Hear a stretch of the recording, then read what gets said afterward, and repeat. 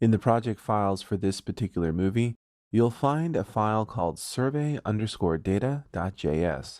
You'll want to open that file in your text editor. I've already done so in Sublime Text, and I'll navigate to the tab that has that file. And we'll take a look at the data set for our scatter plot. We're going to use the data in an external file that's brought in via the script tag and the source attribute, and I'll go over that in a moment. But for right now, let's focus on this data set.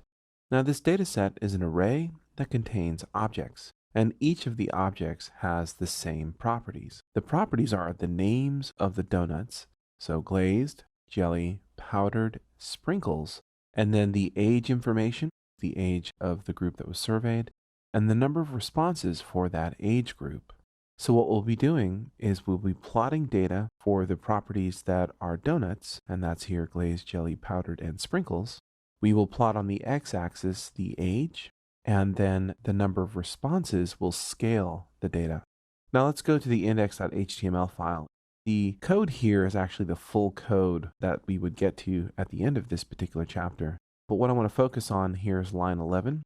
And line 11 uses a script tag with a source attribute or src attribute, and it brings in survey_data.js into the HTML page.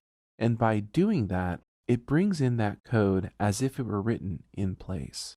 So what that means is here, the variable data is accessible now as if we had just written it in this web page. So without further ado, we'll then start from scratch and we'll start to build our scatter plot.